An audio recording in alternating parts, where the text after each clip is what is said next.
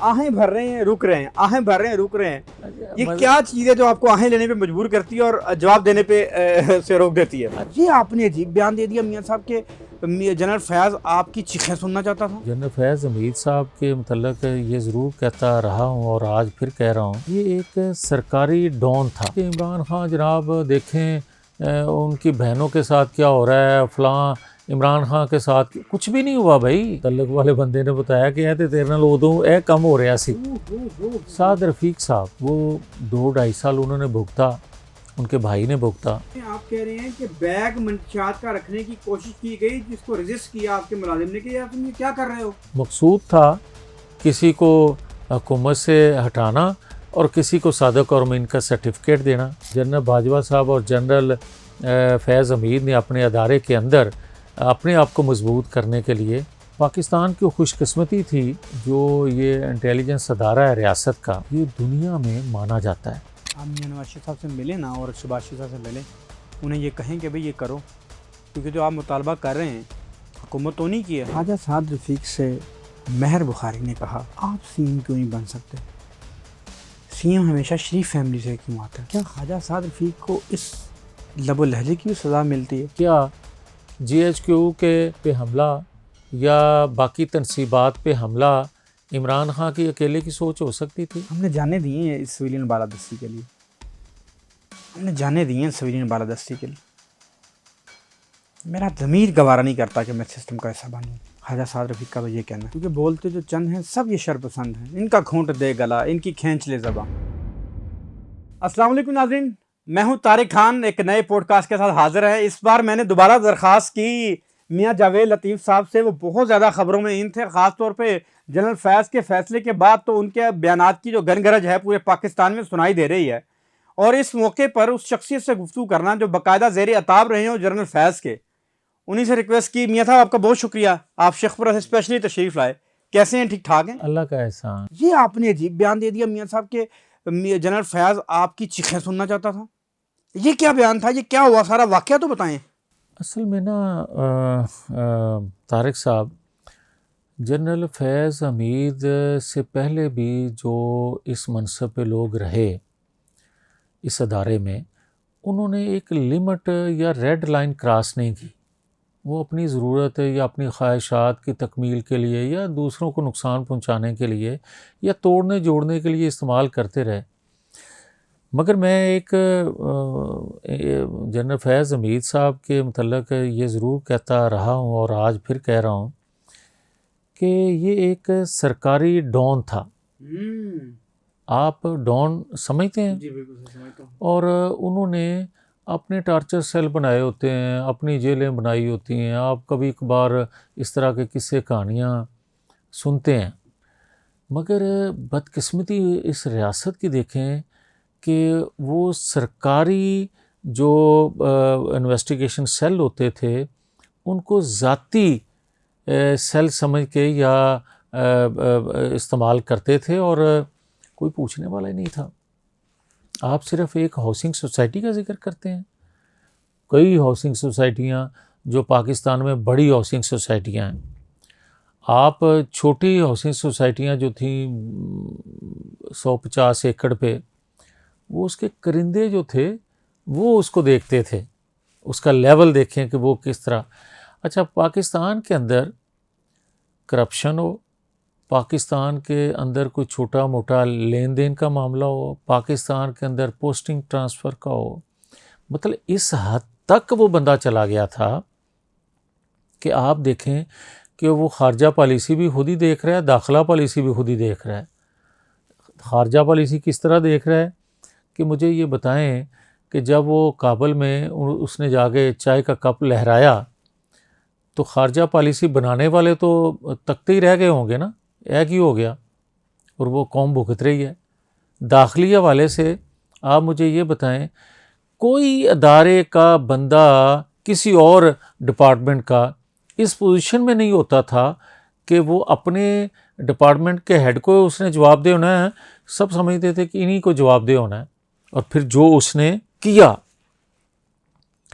जहाँ तक मेरी ज़ात का तल्लक है या मेरे जैसे लोगों की ज़ात का तल्लक है, हमें तशद्दुद किया, जो भी हुआ हम लोग भूल सकते हैं।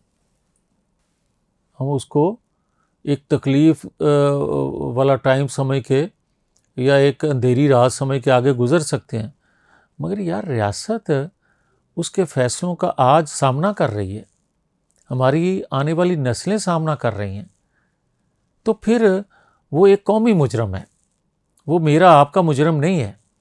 फिर आप मुझे ये बताएं कि क्या जो वो करते थे, आज तो कहा जाता है ना कि इमरान खान जनाब देखें उनकी बहनों के साथ क्या हो रहा है, फ़लाँ इमरान खान के साथ कुछ भी नहीं हुआ भाई।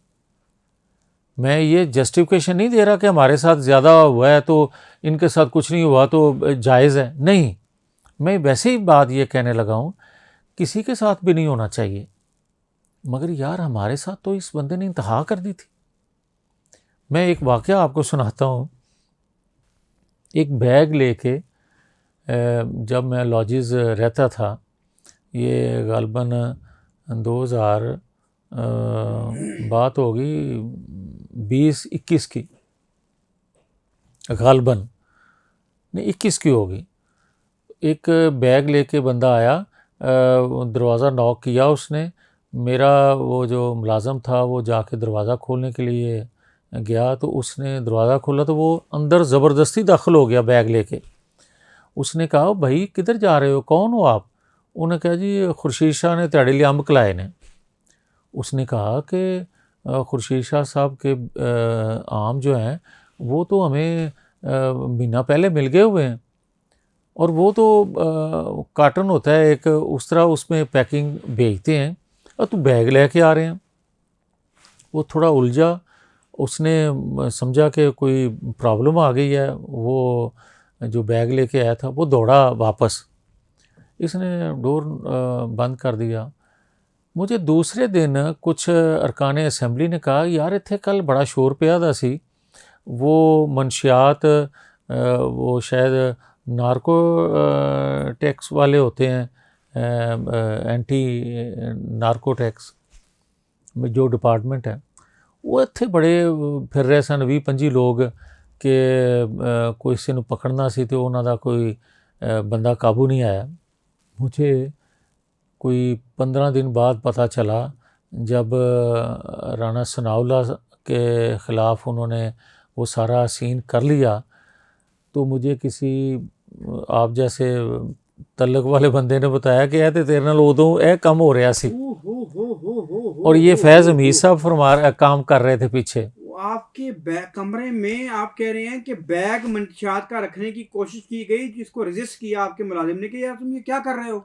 उसने कहा कि खुर्शीद शाह का नाम लेके आपके कमरे में मंशियात रखी जा रही थी। यस, हो और मियां वो साहब आपने इस पे बात क्यों नहीं की? और ये शोर उठने की वजह से वो परेशान होके घबरा के बंदा बाहर दौड़ गया, वरना ये काम मेरे साथ कर चुके थे वो। अच्छा, फिर साद रफ़ीक साहब, वो 2-2.5 साल उन्होंने भुगता, उनके भाई ने भुगता। जब वो असम्बली आते ना कभी, इस दौरान जब वो ज़ेर हिरासत थे और जब वो उनकी बेल फिर हो गई, मुझे हर दफ़ा जब उन्होंने मिलना यही कहना कि यार अपना ख्याल करी, तेरे पीछे वो बड़ा पै देने, वो छोड़ेंगे नहीं तुम्हें। ज़ाहिर है फिर जब उनकी इन्वेस्टिगेशन होती होगी, उनसे पूछगिछ होती होगी, वहाँ से उनको पता चलता होगा। अब मुझे ये बताएं, और फिर मुझे एक दफ़ा ऐसा हुआ कि हामिद मीर साहब और कुछ ऐसे सीनियर और एंकर साफ़ी और कुछ पार्लियामेंटेरियन, यंगस्टर पार्लियामेंटेरियन 2018 की असम्बली में जो आए, उनको कमर जवेद बाजवा साहब और चौधरी फैज़ हमीद साहब ने बुलाया। उनको कोई भी किसी इशू पे ब्रीफिंग दे रहे थे, तो एंड पे उनको कहने लगे वो बाज नहीं आया अजे भी, वो उन्होंने बड़ा कुछ समझाने की कोशिश की 6-7 महीने, लेकिन वो समझिया नहीं। उन्होंने इबरत का निशान बना देंगे, उन्होंने दस देना ज़रा बाज नहीं आ रहा। वो अपनी पार्टी मीटिंग भी साढ़े खिलाफ बड़ा बोलता है। ये बात बाजवा ने जनरल बाजवा ने। हो। यार मुझे ये बताएं कि अदारों के सरबराह क्या ये काम किया करते हैं? और एक और चीज़ है, एक बहस है, लोग कहते हैं कि एस्टेब्लिशमेंट प्रो एंटी एस्टेब्लिशमेंट। भाई एस्टेब्लिशमेंट एक अदारा नहीं होता। एस्टेब्लिशमेंट असल में तमाम अदारों के टॉप के लोग जो होते हैं वो मिल के जो एक कभी ग्रुप बना लेते हैं या हम ख्याल हो जाते हैं, जो उनकी पॉलिसियाँ होती हैं उनसे अगर तो कौम के या रियासत के फ़ायदे में हो तो लोग अच्छा कहते हैं, और अगर लोगों के रियासत के ख़िलाफ़ हों तो लोगों की उन पे तनकीद भी होती है, बात भी लोग करते हैं। इस तरह होता है। मगर इस बंदे ने, जनरल फैज़ हमीद ने, उसको जिस तरह वर्दी को इस्तेमाल किया और जिस तरह के फ़ैसले लिए दिए, उसके बाद उस अदारे के मतलब या सारा मलबा इसने अदारे पे अपनी हरकतों से या अपनी पॉलिसियों से डाल दिया कि एक अदारे की तरफ लोग देखना शुरू कर दिया। मैं ये आज भी कहूँगा कि एस्टेब्लिशमेंट एक अदारा नहीं है। ब्यूरोक्रेसी जो होती है, जो पॉलिसी साज होते हैं, फ़ैसला साज होते हैं रियासत के, ये वो लोग होते हैं जिनकी वजह से उन अदारों की जो अदारे हैं वो तनकीद का निशाना बनते हैं उनकी पॉलिसियों की वजह से। अब आप देखें साकिब निसार साहब, मकसूद था किसी को हुकूमत से हटाना और किसी को सादक और अमीन का सर्टिफिकेट देना। क्या तारक साहब आप बताएंगे कि सबके इल्म में नहीं था कि इमरान खान साहब का किरदार कैसा है? फिर सादक और अमीन कैसे हो सकता है? फिर मुझे ये बताएं, मेरा तो ईमान है, मेरा दीन क्योंकि ये कहता है कि सादक और अमीन अंबिया इकराम के अलावा आम इंसान मुमकिन नहीं है। उसमें कोई ना कोई शरई ऐब, कोई दुनियादारी होती है, इसलिए वो सादक और अमीन नहीं हो सकता। इसको सादक और अमीन करार दिया, ज़रूरत थी। फिर मुझे ये बताएं कि जो मैंने पहले कहा कि ये सरकारी डॉन था, वजह भाई आप मुझे ये बताएं कि इससे पहले, आज लोग कहते हैं ना जी खुद एहतसाबी का बड़ा अच्छा जी एक अदारे ने किया, बड़ी बड़ी अच्छी बात है, मुझे भी खुशी है। इससे पहले भी छोटे मोटे लोगों के मतलब, क्योंकि हर अदारे में खुद एहतसाबी का तरीक़ाकार तो मौजूद है, करते रहे, मगर इसके ख़िलाफ़ करने की ज़रूरत पेश आई। मैं इसलिए कहूँगा अगर तो सारे ग्रुप को, सारे मनसूबा बंदी करने वालों को पकड़ा जाए तो मैं समझूंगा कि ये एहतसाब रियासत के लिए हुआ है, वरना तो मैं समझूंगा कि एक अदारे ने अपने अंदर खुद एहतसाबी की। क्या GHQ के पे हमला या बाकी तनसीबात पे हमला इमरान खान की अकेले की सोच हो सकती थी? क्या जब तक अदारे के अंदर से कोई गाइड करने वाला ना होता तो ये हौसला कोई बंदा कर सकता था? फिर आप मुझे ये बताएं, आज भी मैं ये कहता हूँ कि जिस तरह रेवड़ियाँ बांटी जनरल बाजवा साहब और जनरल फैज़ हमीद ने अपने अदारे के अंदर अपने आप को मजबूत करने के लिए, वो आज भी उनके असरात तो नीचे हैं। फिर आप मुझे ये बताएं कि अदलिया, उसमें जब इन्होंने ये फेल किया 9-10 मई वाला, तो आपको याद है कि चीफ जस्टिस बंदयाल साहब ने जिस तरह इमरान खान साहब को बुलाया और जिस तरह फिर इज़्ज़त दे के वापस भेजा जो रियासत के साथ खलवाड़ कर रहा था, और जिस तरह बाइज़्ज़त बेल आउट किया उस शख्स को, उससे आपको अंदाज़ा नहीं होता कि गुड टू सी यू, वो एक जुमला बड़ा अच्छा आपने याद करवाया। फिर आपको याद होगा कि अगर आप ये कहते हैं कि नहीं ये अकेला था, भाई डॉक्टर अरफ अलवी जब प्रेसिडेंट थे तो ये तो अदम एतमाद के ज़रिए इसकी हुकूमत जा चुकी थी, तो 2 दफ़ा आरफ अलवी साहब ने जनरल कमर जवेद बाजवा से इसकी मुलाकात कैसे करवाई? फिर जनरल कमर जवेद बाजवा इसके साथ जो ये गुफ्तगू करता था मिलने क्यों गए? और अगर ये मनसूबा नहीं था, और अगर ये मनसूबा था, जो कि है, अकेला बंदा कर नहीं सकता, आप एक बंदे को पकड़ रहे हो तो फिर बाकियों को भी कटहरे में लेके आओ ताकि ये विंडो बंद हो सके रियासत को नुकसान पहुंचाने वाली। और मैं एक और बड़ी मुझे एक तकलीफ़ है, और ये तकलीफ़ से बात कहने लगा हूँ कि पाकिस्तान की खुशकिस्मती थी कि जो ये इंटेलिजेंस अदारा है रियासत का, ये दुनिया में माना जाता है, इसकी क्रेडिबिलिटी है, आज भी माना जाता है इसको। मगर वो था कि दुनिया आप पे या दुश्मन आप पे वार करता है या मनसूबाबंदी करता है तो ये रियासत को आगाह करता है अदारा। मगर इसने उस अदारे को बदनाम इतना कर दिया कि वो अदारा तोड़ जोड़ में लगा रहा, दुश्मन की फ़िक्र की बजाय अपने रहने वाले लोगों की फ़िक्र उसको लाहक हो गई, इसकी वजह से, इसकी हदायत की वजह से।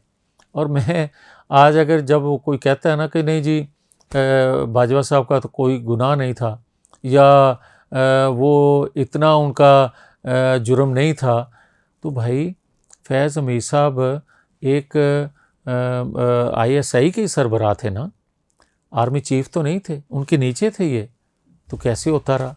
फिर आप मुझे ये बताएं, जिन लोगों को छोड़ा गया दहशतगर्दों को, जो आज कौम भुगत रही है, तो क्या इमरान खान का फ़ैसला था अकेले का, या फैज़ अमीर साहब का अकेले का फ़ैसला था? नहीं, बहुत से लोग शामिल थे। उन सबको सामने क्यों नहीं लाया जाता? और अगर इस तरह का आप जस्टिस करते हैं, एक बंदे को सज़ा दे देते हैं और बाकी बंदे जो हैं वो नज़र नहीं आते, तो फिर ऐसे जस्टिस को लोग मशकूक निगाह से देखा करते हैं। जो 9-10 मई के मुलज़मों के साथ हुआ कि किसी ने प्रेस कॉन्फ्रेंस कर दी, उसको अलग कर दो, दूसरे को सज़ा दे दो। इसी वजह से आज उनको बयानियाँ बनाने में या बात करने में आसानी होती है। अगर सबको सज़ा दी जाती तो आज सूरत हाल मुख्तलिफ होती। और इसीलिए मैं ये कहता हूँ कि वो अदलिया हो, वो हमारी दफ़ा का अदारा हो या दीगर अदारे हों, उनके तर्जमान जब बात करते हैं तो सब के जो तर्जमान हैं अदारों के, उन सब को हक़ाइक़ बताने चाहिए कि 2011 से लेके आज तक क्या होता रहा है, या 2017 तक क्या हुआ है। अगर कोई 2024 पे आना चाहता है तो वो भी आए, वो भी बताए कि किसकी ज़रूरत या ख्वाहिश के लिए ये काम किया गया, ताकि हम आगे चलें। मुझे एक बात बताएं, आप जो मुतालबा कर रहे हैं, आप मियां नवाज शरीफ साहब से मिलें ना, और शहबाज शरीफ साहब से मिलें, उन्हें ये कहें कि भाई ये करो, क्योंकि जो आप मुतालबा कर रहे हैं हुकूमत तो नहीं की है। वो जनरल वजारत दिफा को कह सकते हैं कि यार इसको सॉर्ट आउट करो, ये सारों को सज़ाएँ मिलनी चाहिए। अंसार अब्बासी साहब तो कहते हैं कि बाकायदा जजेस के सहाफ़ियों के नाम हैं, और मुझे वो क्या किन के नाम है थोड़ा आप बता दें, कौन कौन जजेस और कौन कौन सहाफ़ी शामिल रहे इस सारे मामले में? यार मैं नाम तो शायद मुनासिब नहीं होगा, मगर सबके इल्म में मैंने 2 नाम तो आपको कहा। जब आप भी इतना कुछ भुगतने के बाद भी मसाइल पसंदी का शिकार हो जाते हैं ना, नहीं, नाम लेना मुनासिब नहीं है। नहीं, मैं मफाहमत पसंदी का शिकार नहीं हो रहा। मैं शिकार हो रहा हूँ आप जैसे लोगों के लिए कि आप मुझे ये बताएं कि जस्टिस साकिब निसार का, चीफ जस्टिस का मैंने जिक्र किया, फिर मेरे से अगर मेरे से ही सुनना चाहते हैं, जस्टिस अजमत सईद, जस्टिस खोसा साहब, जस्टिस बंदयाल साहब तक। भाई अगर आप ये बात करते हैं कि जनरल फैज़ अमीर या जनरल कमर जवेद बाजवा, मुझे कोई सवाल करे कि आपके लोग भी तो उनसे मिलते थे भाई। और अगर दूसरों का मिलना, नून लीग के लोग भी मिले हुए थे फैज़ अमीर के साथ, कुछ लोग, तो उनके खिलाफ भी कार्रवाई। मैं अर्ज़ कर रहा हूँ कि भाई अगर किसी और का उनसे मिलना जुर्म है तो इनका मिलना क्यों जुर्म नहीं?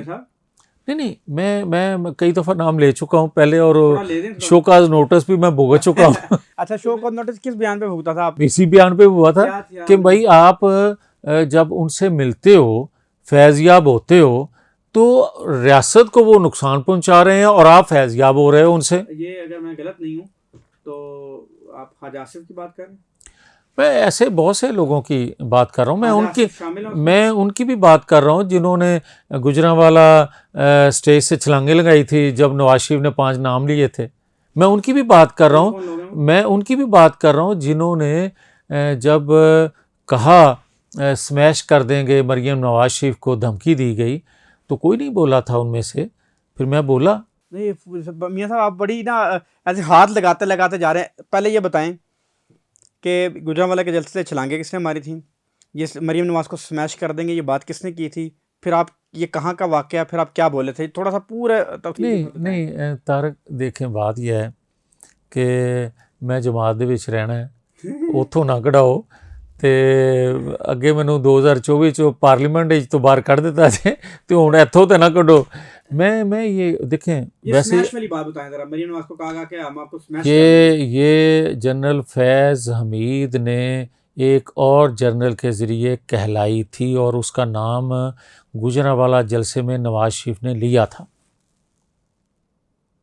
और उस पे मैं बोला था जिस पे गद्दारी का मुकदमा मेरे पे बना। मरीम नवाज को कहा गया कि इसको स्मैश कर देंगे। यस, कहा गया, पैगाम दिया गया, पैगाम दिया गया, एक जर्नल के जरिए मरीम नवाज को पैगाम दिया गया कि तुम्हें स्मैश कर देंगे। यस बिल्कुल। फिर आप बोले, क्या बोले फिर आपने, क्या फिर मैंने यही कहा था ना कि हम कटहरे में लाएंगे, हम दूसरों की तरह खामोश नहीं हो जाएंगे, कहा था।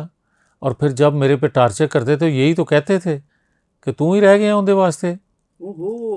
फिर यही तो कहते थे आपको, जब गिरफ्तार करके टॉर्चर करते थे और कहते थे कि मरीम नवाज के लिए तुम ही बोलने वाले रह गए हो।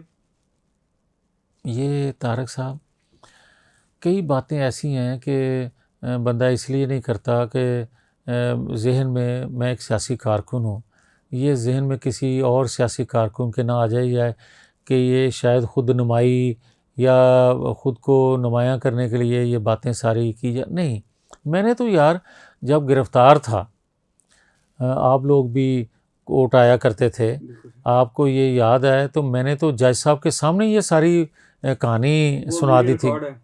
मैंने तो आज नहीं मैं बात कर रहा, मैं तो उस वक्त गिरफ़्तार था, तो मैंने तमाम एजेंसी के जो लोग मुझे इन्वेस्टिगेट करते थे उनका नाम लेके कहा था कि ये मुझे कहते। और एक दफ़ा बड़ा मतलब दिलचस्प वाक़या है कि जज साहब को मेरा जो इन्वेस्टिगेटर था वो कहने लगा जी कि और हमें रिमांड चाहिए।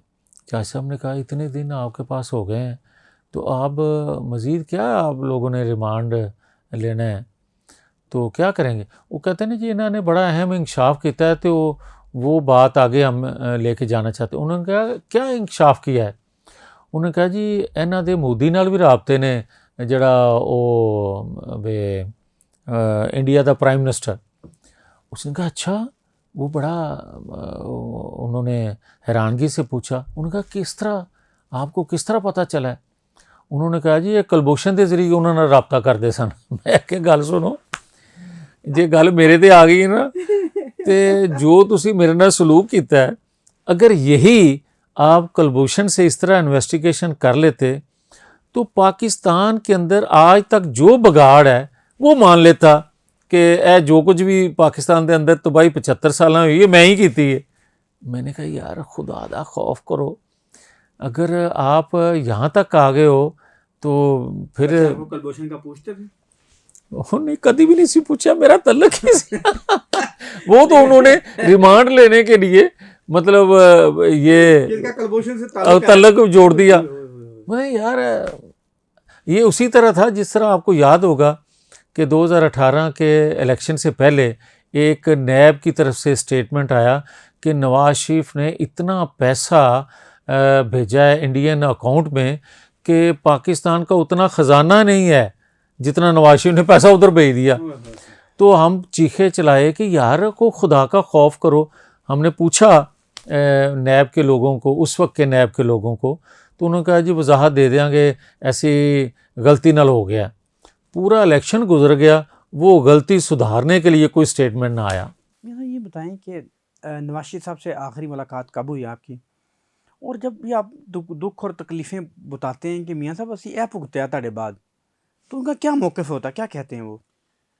देखिए, एक तो मैं जब भी या वो बुलाते हैं मैं चला जाता हूँ। जब मेरा दिल उदास होता है उनसे, मैं रिक्वेस्ट कर लेता हूँ, मिल लेते हैं, मुझे तो कोई प्रॉब्लम नहीं है मिलने में।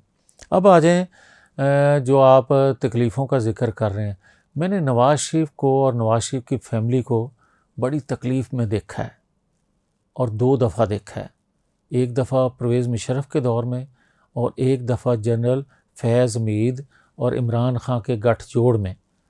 तो मैं जब उनकी तकलीफ़ों को देखता हूँ तो अपनी तकलीफ़ छोटी लगती है, इसलिए मैं ज़िक्र नहीं करता। ये बताएं कि आप जैसे लोग जो नवाज शरीफ साहब के बयानी के साथ थे, उनके बयानी की तगदों में जेलों में गए, मारें खाई, ये क्या सूए इत्तफाक है कि राना सनाउल्लाह जेलों में गया, मारें खाई, वो भी हार गया? सूए इत्तफाक है जावेद लतीफ़ से मारें खाई, जेलों में गया, हार गया, साद रफ़ीक जेलों में गया, हार गया? ये क्या है? ये कैसे हार गए? राना सनाउल्लाह कैसे हार गया? जावेद लतीफ़ कैसे हार गया? ख्वाजा साद रफ़ीक, ये नहीं वो लोग थे जो सिविलियन बालादस्ती का अलम लिए खड़े थे, और अब राना सनाउल्लाह कहता था मैं 1000% ज़्यादा डट के खड़ा हूँ अपने अपने लीडर के लिए। आप जब कोई जनरल कहता था मरीम नवाज़ को स्मैश कर देंगे, आप बयान देते थे कि हम चुप रहने वाले नहीं हैं। ख्वाजा साद रफ़ीक बोलता था। क्या अब भी कोई है जो चाहता है कि ये लोग ही ना आगे आगे ही ना रहें? अच्छा तारिक साहब, मुझे मज़ीद आप इस तरह का सवाल नहीं करेंगे, मैं इसका जवाब ज़रूर देता हूँ। मेरी मेरी गुजारिश ये है कि यार, लोग कहते हैं कि 8 फरवरी 2024 को इस बयानिए की वजह से उस शख्स को वोट मिले या उसके लोगों को वोट दिए। आपने सवाल किया कि आप भी तो वही बात करते थे, और फिर हम वही बात करते जेलों में भी गए। तो अगर इस बुनियाद पे या इस बयानिए पे वोट मिलना था तो फिर हमें भी मिलता। नंबर 1, ये 2 दर्जन के करीब ऐसे लोग हैं जिन्होंने, ये तो आपने 3-4 नाम लिए ना, 2 दर्जन के करीब लोग हैं जो उस पार्लियामेंट का हिस्सा ना बन सके 2024 के बड़े लोग हैं, इंतखाबात में। राजा कमरुल इस्लाम समेत बहुत से लोग हैं जो ऐसे अब आ जाएं, जो आपने बात की, मेरा उसका मैं जवाब ये सिर्फ दूंगा कि यार मुझे ये बताएं कि नवाज़ शरीफ साहब ने 2 हलकों से इलेक्शन लड़ा, मरीम नवाज़ शरीफ ने 2 हलकों से इलेक्शन लड़ा, शहबाज शरीफ साहब ने 3 हलकों से इलेक्शन लड़ा, हमज़ा शहबाज ने 2 हलकों से इलेक्शन लड़ा। बाकी तीनों फैमिली में, मैं और लोगों की बात नहीं करता, उनकी जमात के लोगों की बात नहीं करता, मैं उनकी फैमिली की बात कर रहा हूँ कि जो तीनों मेंबर दूसरे थे, जिन्होंने फैमिली मेंबर जिन्होंने इलेक्शन लड़ा, किसी एक से भी कोई हारा है? किसी एक की हल्के से जीत को किसी ने मशकूक किया है? नवाज शरीफ एक सीट से हरा दिए जाते हैं और दूसरी जीत भी मशकूक बना दी जाती है, तो मुझे किस चीज़ का गम है? या मेरे जैसे लोग जो आप नाम ले रहे हैं उनको कैसा गम है? समझ तो आ रही है फिर। ये बताएं, ख्वाजा साद रफ़ीक से महर बुखारी ने कहा कि आप सीएम क्यों नहीं बन सकते? सीएम हमेशा शरीफ फैमिली से क्यों आता है? ख्वाजा साद रफ़ीक ने कहा कि मैं इसका जवाब नहीं दे सकता, मैं इसका जवाब नहीं देना चाहता। क्या ख्वाजा साद रफ़ीक को इस लबो लहजे की भी सज़ा मिलती है? क्योंकि बोलते जो चंद हैं सब ये शरपसंद हैं, इनका घोंट दे गला, इनकी खींच ले ज़बां। तारिक साहब, एक तो मैं ये ज़रूर कहूँगा कि वज़ीर आज़म मुस्लिम लीग से ही शरीफ फैमिली से बाहर से भी बना था, उसका नाम था खाकान अब्बासी। शरीफ फैमिली से बाहर वज़ीर आला भी बना था, उसका नाम था ग़ुलाम हैदर वाई। उस वक्त भी शरीफ फैमिली के लोग मौजूद थे। तो इसलिए सिर्फ ये कह देना मेरा ख़्याल मुनासिब नहीं है। हर एक कोई, हाँ, अगर ख्वाजा साद रफ़ीक साहब के जहन में या उनकी खामोशी को किसी और मायने में लिया जाता है या लिया जा रहा है, तो इसकी वजाहत तो वो ख़ुद कर सकते हैं कि मेरे नज़दीक तो यही है कि शरीफ फैमिली के बाहर से भी प्राइम मिनिस्टर भी बने हैं, चीफ मिनिस्टर भी बने हैं। चलें, दो बातें मुझे बताएं। ख्वाजा साद रफ़ीक साहब से ना हमारी मुलाकात हुई पिछले दिनों, तकरीबन उनके घर में मुलाकात हुई। वो मुलाकात मियाँ साहब 1.5 से 2 घंटे जारी रही। कलथूम नवाज़ साहिबा की बरसी थी जिस रोज़ हम उनके घर पे गए थे। मैं था, नजम वली ख़ान साहब थे, उमर असलम साहब थे, कामरान साहब थे। हम चारों गए, हमने वहाँ पे खाना भी खाया, काफ़ी देर नशिस्त रही।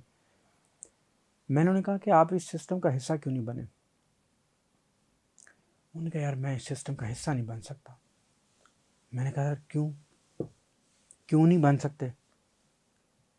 उसने कहा यार मेरी लेगेसी है, हमने जाने दिए हैं इस सिविलियन बालादस्ती के लिए, हमने जाने दिए हैं सिविलियन बालादस्ती के लिए।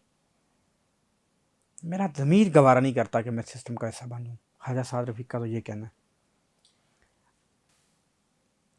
आपको आबिद शेर अली से पहले आपको सेनेटर बनाया जा रहा था, हमें ये मालूमात है। आपने इस सेनेटरशिप से क्यों नहीं कबूल की? क्या कहा गया? किसने ऑफ़र की? आप क्यों नहीं बने? क्योंकि ख्वाजा साद रफ़ीक को ये मियाँ नुमान साहब वाला जो हलका है, यहाँ से इलेक्शन के लिए भी ऑफ़र की गई थी। उन्होंने मियाँ नुमान साहब वाले हलके से भी इलेक्शन नहीं लड़ा और कहा कि नहीं, ये जहाँ के यहाँ के लोग हैं उनको इलेक्शन लड़वाएं। देखिए, मेरा और ख्वाजा साद रफ़ीक साहब का तल्लक कोई 50 साल पुराना है। हम हमारी फैमिलियों का तल्लक है आपस में, बचपन के दोस्त हैं, कभी नाराज़ भी हो जाते हैं आपस में, अगले दिन सुलह भी हो जाती है। मगर ख्वाजा साद रफ़ीक ये बात दुरुस्त कहते हैं, या जो आपकी राय है उनके बारे में वो दुरुस्त है कि वो एक पॉलिटिकल नज़रियाती आदमी हैं। और जब किसी नज़रिए, सोच, फ़िक्र के लिए इतनी बड़ी बड़ी तकलीफ़ें सही हों, तो कभी किसी जगह कोई मसलत का शिकार हो जाए तो बंदा टूट जाता है, ये तकलीफ़ होती है। और बाज़ औक़ात मसलतन ख़ामोशी जो है वो किसी बड़े मकसद के लिए बंदा हो भी जाता है ख़ामोश। जिस तरह के मैं ये भी बड़ा क्लियर हूँ कि हमें 18 माह की हुकूमत नहीं करनी चाहिए थी और नवाज शरीफ साहब भी ये नहीं चाहते थे। मगर बाद में जिस तरह इसने बढ़के मारी नूरी नत बन के इमरान ख़ान है, तो उससे फिर पेचीदगियाँ या उससे फिर वो 18 माह की हुकूमत बन गई, या उसमें एक लंबा टाइम उसने गुजार लिया। वरना तो अदम एतमाद के फ़ौरी बाद इलेक्शन का ही नवाज शरीफ साहब का ज़हन सोच थी। मगर आप तो वफाकी वज़ीर बन गए थे। मैं वो भी एक कहानी है। आप आहें ले रहे हैं, आपने दूसरी 2 मिनट में आपने 2 आहें भरी हैं। आहें भर रहे हैं, रुक रहे हैं, आहें भर रहे हैं, रुक रहे हैं। ये क्या चीज़ है जो आपको आहें लेने पे मजबूर करती है और जवाब देने पे से रोक देती है? अच्छा, वो मैं इसलिए मैं ये कहना चाह रहा हूँ, उसमें भी फैज़ हमीद साहब और जनरल कमर जवेद बाजवा साहब, इन्होंने कहा कि ये बंदा कैबिनेट का हिस्सा नहीं होगा। और ये बात शहबाज शरीफ साहब ने नवाज शरीफ साहब को बताई। मियाँ साहब ने, जहाँ तक मुझे इतला है और लोग भी कहते हैं, आज तक मियाँ साहब ने अपने ज़बान से ये बात नहीं कही, ना मैंने सुनी है उनसे, मगर लोग कहते हैं कि नवाज शरीफ साहब ने ये कहा कि अगर ये कैबिनेट में नहीं होगा तो फिर कोई भी नहीं होगा। मतलब इतना उन्होंने सख्त रद्द-ए-अमल दिया कि फिर आज के जो प्राइम मिनिस्टर हैं उनको मनाना पड़ा कि ऐसे तो बगैर गुजारा नहीं होना। जनरल बाजवा को मनाया, जनरल फैज़ को मनाया आपकी वजारत के लिए, क्योंकि नवाज शरीफ साहब ज़िद कर गए कि इनको वजारत देनी है।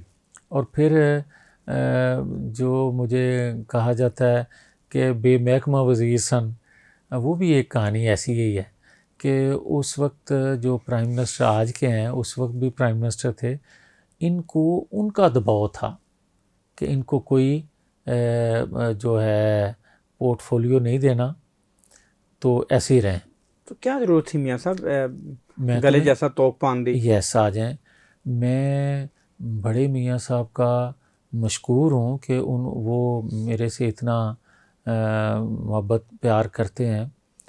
इसहाक डार साहब वापस आए, आपको याद होगा, तो मैंने, क्योंकि मैं ख़ुद हिम्मत करता नहीं था नवाज शरीफ साहब से, मेरा उनका एक मोहब्बत का रिश्ता है, तो मैंने इसहाक डार साहब से कहा कि खुदा के लिए मुझे रिज़ाइन करने दें, मैं नहीं जिस तरह हो रहा है मैं अनफिट हूँ इसमें। उन्होंने मुझे रोका कि यार मियाँ साहब पे क्या गुजरेगी, वो बुरा मनाएंगे, तो यार जिस तरह भी है बर्दाश्त कर, मैं बात करूँगा। तो इस तरह ही फिर वो 18 माह गुजर गए। लेकिन मैं बार बार उनको इसहाक डार साहब को ये कहता रहा कि मैं अनफिट हूँ इस सिस्टम में, मैंने नहीं, या मैं बैठ के मुझे घुटन महसूस होती है। चले मैं अगर थोड़ी सी मुझे इजाज़त दे दें अगर बात करने की, मुझे तो लगता है मियाँ साहब आपको शहबाज शरीफ साहब ही नापसंद करते हैं, बाकी सिर्फ किस्से कहानियाँ। इस पे आप अपना जवाब दे दें आप। अच्छा तारिक साहब, शायद आपको इल्म ये नहीं है, मेरी दोस्ती जो थी तल्लक जो था वो जो आज नवाज शरीफ साहब से है ना, इतना ही कभी तल्लक मेरा शहबाज शरीफ साहब से था। ये बात मैं 84 से कर रहा हूँ। था का मतलब मुझे आता है सर। आगे आए। अच्छा, अब क्योंकि शहबाज शरीफ साहब की अपनी एक राय रही है जमात के अंदर, और जमात के अंदर मुख्तलिफ लोग हैं, मैं भी उसमें शामिल हूँ, साद रफ़ीक साहब हैं, कई और लोग हैं कि अपनी जो राय रखते हैं तो वो अपनी राय देते रहे हैं आगे। तो लीडरशिप का काम है कि या फ़ैसला उनका होता है, जब वो फ़ैसला कर लेते हैं फिर हमारी राय ख़त्म हो गई, फिर जो उनका फ़ैसला है वही फ़ैसला है, हम मानते हैं। तो मैं जमात के अंदर जब बोलता हूँ या बोलता रहा हूँ तो उस पे बाज़ औक़ात मुझे ऐसे महसूस होता है कि शहबाज शरीफ साहब को शायद वो मेरा तल्लक जो था वो उसकी बुनियाद पे नागवार गुज़रता होगा, तो शायद और कोई प्रेशर भी होगा उनको। जो हाँ मुझे याद है, मैं जब जेल से निकला तो अभी मैं जेल से बाहर आया ही था, तो पहला फ़ोन शहबाज शरीफ साहब का मुझे आया, तो मुझे खैरियत पूछी, मुबारक दी कि चलो अल्लाह ने करम किया तुम रिहा हो गए। तो साथ ही मुझे कहते हैं हुन तुम ही तो अपने आप नूं बदलना। अच्छा, तो ये है कि मेरा उनसे आज भी कहीं आपने ये नहीं कहा कि मियाँ साहब मैं ਤੁਹਾਡੇ ਵੱਡੇ ਭਰਾ ਦੇ नज़रिए ਨੂੰ ਲੈ के चल रहे हैं, मैं सिविलियन बालादस्ते की बात कर रहा हूँ, मैं आप लोगों के लिए आवाज़ें उठा रहा हूँ, आपके साथ जो ज़्यादतियाँ की गई मैं उसके लिए जेलों में चला गया हूँ, आप मुझे कह रहे हैं मैं बदल जाऊँ? नहीं, शहबाज शरीफ साहब मेरी स्ट्रगल से या मेरी जमात के साथ जो भी थोड़ी बहुत खिदमात हैं उनका एतराफ़ करते हैं, ये नहीं कि वो कोई नाराज़ हैं। मियाँ साहब थोड़ा सा मैं आगे बढ़ाऊँ बात को, आपको 90s में भी मिनिस्ट्री नहीं दी थी ख्वाजा शहबाज शरीफ साहब ने, आपको मॉडल टाउन बुलाया था, बुला के मिनिस्ट्री की जिस दिन बात होनी थी उसके बाद 12 अक्टूबर 1999 वाली बात मैं कर रहा हूँ, 99 की बात कर रहा हूँ, उस वक्त भी आपको शहबाज शरीफ साहब ने मिनिस्ट्री नहीं दी थी, आप क्यों पर्दा डालते हैं सारी अच्छा बातों नहीं, मैं 12 फरवरी 2024 को शहबाज शरीफ साहब ने मुझे बुलाया और मैं उनके घर उनसे मिलने गया, अभी ओथ नहीं हुआ था। तो मैंने यही जो मेरी सोच है मैंने उनसे भी गोशगुजार किया, तो मुझे वो कहने लगे कि यार मैं तो ख़ुद चाहता हूँ कि मरकज़ में हुकूमत नहीं बननी चाहिए, हमें नहीं बनानी चाहिए क्योंकि हमारे पास सादा अक्सरियत नहीं है, तो आप भी कायदे मोहतरम से बात करें, मैं भी करूँगा। फिर एंड पे मुझे उन्होंने कहा कि यार अगर हुकूमत बनानी पड़ गई तो आप मेरे साथ हो गए, हुकूमत में काम रियासत के लिए करने के लिए बहुत सी जगह होती हैं, तो हम मिल के करेंगे। मैंने तो वहाँ भी उनसे रिक्वेस्ट कर दी थी कि मियाँ साहब तुहाडे वल्लों आ गई, मैं नहीं जी कम अज़ कम इस रस्ते का मुसाफिर या कम जो हो रहा है इहदे विच मैं नहीं फिट हैगा, तो मैं दुआ गुआ तुहाडे लई। एक बात बताएं, ये मैं लाहौर में मरीम साहबा के बैनर्स देखता हूँ, जगह जगह नवाज शरीफ की तस्वीर होती है, मरीम नवाज साहबा की तस्वीर होती है, शहबाज शरीफ की तस्वीर क्यों गायब है? नहीं, मेरा ख्याल है कि क्योंकि वो प्राइम मिनिस्टर हैं, तो प्राइम मिनिस्टर की अपनी भी मुख्तलिफ सूबों में जब वो कोई किसी इफ्तिताह पे या कोई नया काम या कोई ऐसा दौरा उनका कहीं होता है तो उनकी तस्वीरें लगती हैं। हम नून लीग का ही तो वज़ीर आज़म है सर, और कौन सा है? तो नून लीग के ही कायद हैं नवाज शरीफ। तो वो उसकी तस्वीर लगती है, शहबाज शरीफ साहब की नहीं लगती। नहीं, वो ये है ना कि मतलब नवाज शरीफ की लग गई तो उसमें सारे ही आ गए। अच्छा मियाँ साहब ये बताएं कि आपके साथ जो गुज़श्ता में मैंने पॉडकास्ट किया, उस पॉडकास्ट में आपने कहा कि डिप्टी कमिश्नर जो है करप्ट तरीन डिप्टी कमिश्नर है शेखपुरा का। एक तो ये बताएं कि उस बयान के बाद को जो आपने कहा था कि डिप्टी कमिश्नर जो करप्ट तरीन है, आपसे किसी नून लीग ने रब्ता किया, उसके बाद क्या वो जो करप्ट तरीन डिप्टी कमिश्नर था वो बदला गया? उसके बाद क्या हुआ? हाँ, काम उसने कुछ थोड़ा करना शुरू कर दिया उसके बाद। आपका? मेरा क्या करना था? शहर का जो जिस वजह से मुझे मतलब एक तकलीफ़ होती थी कि बना बनाया शहर बिगाड़ दिया। बाकी यार देखें, किसी ने रब्ता नहीं किया आपसे? मैं कभी ज़ातियात पे जाता नहीं हूँ, मुझे तो शहर के हवाले से, क्योंकि मेरा हल्का है तो। लेकिन एक चीज़ ज़रूर है, मैं समझता हूँ कि फ़ैसला साज़ों को या बाकी लोगों को मॉनिटर ज़रूर करना चाहिए हर डिस्ट्रिक्ट को। आप कह रहे हैं कि मरीम नवाज नहीं मॉनिटर कर रही शेखपुरा को? नहीं, मैं ये कह रहा हूँ कि पूरा पंजाब है, ज़ाहिर है एक बड़ा सूबा है, तो कोई चीज़ ओझल शायद हो गई हो, मगर करना चाहिए। क्या आपके इस बयान के बाद किसी ने आपसे रब्ता किया कि मियाँ साहब ये आप क्या स्टेटमेंट दे गए हैं? नहीं, मतलब किसी फंक्शन में शादी ब्याह पे कहीं मुलाकात हो गई दोस्त अहबाब से, जो ज़ाहिर है कोई छोटे हैं, कोई भतीजे हैं, कोई भाई हैं छोटे बड़े, तो मुलाकात होती है, गुफ्तगू ज़ाहिर है। फिर सियासी लोग और क्या गुफ्तगू करते हैं, ऐसी गुफ्तगू होती रहती है। क्या डिप्टी कमिश्नर ने रब्ता किया कि मियाँ साहब आपने मेरे खिलाफ इतना सख्त बयान दे दिया कि मैं इतना करप्ट तरीन आदमी हूँ? नहीं, वो मेरा ख्याल है कि इसलिए मैं उस चैप्टर को खोलना नहीं चाहता कि कुछ लोगों ने उस वक्त भी मुझे कहा कि शायद आपका कोई ज़ाती मसला है, तो मैं इसलिए उस पर बात दोबारा इसलिए नहीं करना चाहता कि बदकिस्मती है कि आप कोई सही बात भी कर रहे हो तो उसको किसी और तनाज़र में भी देखने वाले होते हैं। तो मैं समझता हूँ कि मेरा ज़ाती अल्हम्दुलिल्लाह कोई मसला ना उस वक्त था ना आज है। लेकिन आप इतनी बात पे कायम हैं, अपने बयान पे कायम है कि करप्ट तरीन जो डिप्टी कमिश्नर है वो अब भी शेखपुरा का डिप्टी कमिश्नर है, वो नहीं बदला गया देखिए, है तो वही, बदला तो नहीं कोई नहीं गया। और वो करप्ट तरीन है। जो मैंने कहा था मैंने ठीक कहा था। आप कह रहे हैं कि मरीम नवाज ने एक करप्ट तरीन डिप्टी कमिश्नर लगा रखा है? नहीं तारक, ये नहीं है बात। बात यह है कि बाज़ औक़ात फ़ैसले बंदा करता है तो कुछ बंदे बाद में निकलते कुछ और हैं, रिपोर्ट किसी को और आ रही होती है।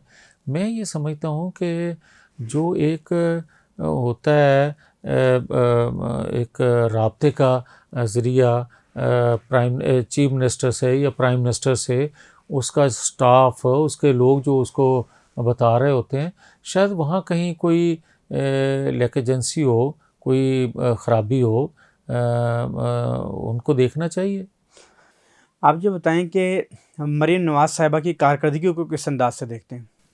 भाई सच्ची बात है कि दो चीज़ें तो मुझे बहुत अच्छी लगी हैं और उस बुनियाद पे ज़िमनी इंतखाबात में लोगों ने वोट भी दिए। एक साफ़ सुथरा पंजाब और एक जो कोई गवर्नेंस नाम की चीज़ रह नहीं गई थी पिछले ख़ास तौर पे बुज़दार साहब के दौर में, वो इंतज़ामी ढांचा बर्बाद हो गया था, उसको काफ़ी हद तक उसने इम्प्रूव किया है। और उसमें ख़ास तौर पे सीसीडी का जो इन्होंने एक डिपार्टमेंट बनाया है, उससे काफ़ी रिलीफ मिला। और उसमें जिसको हेड लगाया है गालिबन सहेल चट्टा शायद उनका नाम है, सहेल ज़फ़र चट्टा। सहेल ज़फ़र चट्टा, उसका भी भाई बड़ा रोल है।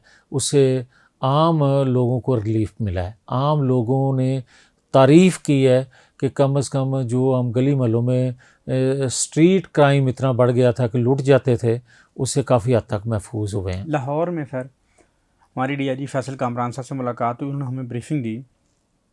हम साफ़ी थे, कुछ 70% क्राइम गिरा था लाहौर में, 70% क्राइम कम हुआ सर। ये तारक साहब, बाकी ज़िला में भी ऐसी आई रिपोर्ट आती है, बाकी ज़िला में भी ऐसा है। मैं इसका अपने मतलब है कि आज से पहले जो क्राइम रहा वो हुक्मरानों की विल ही नहीं थी, वरना तो हुक्मरान ने जब चाहा कि मैंने इसको कम करना है और प्रायोरिटी दी, एक सीसीडी डिपार्टमेंट बनाया सर, 6 माह में उन्होंने लाहौर सीधा कर दिया। मैं आज एक क्लिप सुन रहा था, खातून ने कहा कि बड़ा अच्छा किया है ये जो सीसीडी काम कर रही है ना, हमें हरास कोई नहीं करता आप सड़कों पे। मैं देखें उसमें दो चीज़ें हैं। आप डिपार्टमेंट बनाते हो, आप कवानीन बनाते हो, मगर आप वहाँ पोस्ट करने का जिस शख्सियत का शख्स का इंतखाब करते हो वो भी देखना चाहिए। सहेल ज़फ़र चट्ठे का इंतखाब एक अच्छा इंतखाब है सीसीडी के हवाले से, और ये भी उसको क्रेडिट देना चाहिए कि उसकी वजह से भी बड़ी बेहतरी आई है। आप कानून बनाते हो, इसी जगह किसी और बंदे को लगाया होता तो शायद इतनी जल्दी लोगों का एतमाद ना बनता सीसीडी पे जो इस तरह बना है। ये भी एक हकीकत है। अच्छा मियां साहब, आखिर में ये जो बल्दियाती इंतखाबात आएंगे उसमें हिस्सा लेंगे, आपके बच्चे हिस्सा लेंगे? हमारी जमात, हमारे अपने लोग हिस्सा लेंगे, क्यों नहीं लेना हमने। मरीम नवाज़ साहब आपसे राब्ते में हैं? बिल्कुल रब्ता है। राब्ता है। शहबाज शरीफ साहब से राब्ता है? हाँ, ज़रूरत पड़ने पर रब्ता रहता है। नवाज शरीफ साहब से राब्ता है? अल्हम्दुलिल्लाह। मैं आपका एहतराम करता हूँ, इसलिए मैं आखिरी मैसेज नहीं सुनूंगा आपसे। आपका मियां बहुत साहब, कोई आखिरी बात जो आप करना चाहें इस सिस्टम के हवाले से? देखिए, मैं यही कहता हूँ कि अगर यार अल्लाह अल्लाह करके आपने कहीं से शुरू कर लिया है, अगर मैं ये बात करता ना आप 2014 से एहतसाब करें, कोई कहता है जी 2024 के से क्यों नहीं, फिर वो जवाब आता है 2018 से क्यों नहीं। भाई आपने जनरल फैज़ हमीद का 9-10 मई से शुरू किया है या इससे पहले शुरू किया है?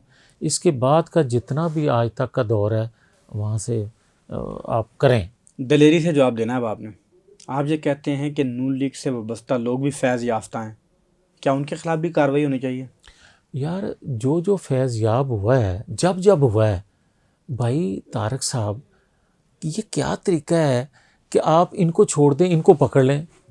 आप कहते हैं नून लीग के लोगों के खिलाफ भी जो कार्रवाई होनी चाहिए? देखें, नवाज शरीफ ने सज़ा भुगती ना करदा गुनाहों की भी। सर आप वाजे करके कहें, आप चाहते हैं कि नून लीग के लोगों के भाई खिलाफ भी कार्रवाई होनी चाहिए? जिन्होंने जो भी फैज़ याब हुए हैं, जब जब फैज़ याब आपने हुए ख्वाजा हैं, आसिफ का नाम लिया है। नहीं मैं भी हूँ, क्यों ना, अगर मैं भी फैज़ याब हुआ हूँ। ख्वाजा आसिफ फैज़ याब हैं।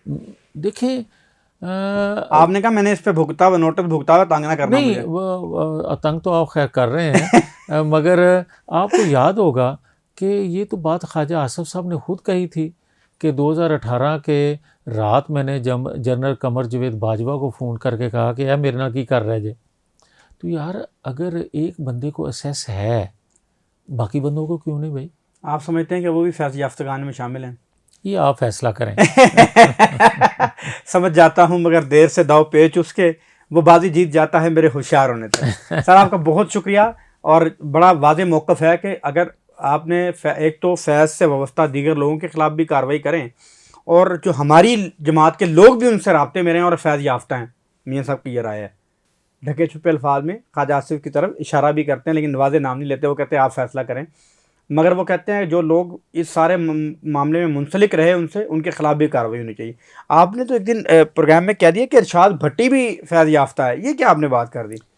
नहीं, मैंने कहा कि सहाफ़ियों में भी कुछ लोग हैं, अदलिया में कुछ लोग हैं, उस अदारे में के अंदर कुछ लोग हैं, पार्लियामेंटेरियन कुछ लोग हैं। भाई आप एक अदारे में एक बंदे को उठाते हो तो बाकी लोगों को भी उठाना चाहिए ना यार। ये तो कोई तरीका नहीं कि मैं नज़र में आ गया हूँ तो मेरा एहतसाब शुरू हो गया, तारक साहब नज़र नहीं आया ना, कोई ज़रूरत नहीं। सर साड़ी जी साइकोलॉजी है ना, एक बंदा एक जगह तो लंघदा है ना सर, तो उनके अंदर जी मैं लंघ जा, उन्हें कहा नहीं, उन्हें कहा पहले लंघ गया था, कहना तू पूछा नहीं था। ठीक है सर, ऐसा वाक्य तो खत्म करने हैं।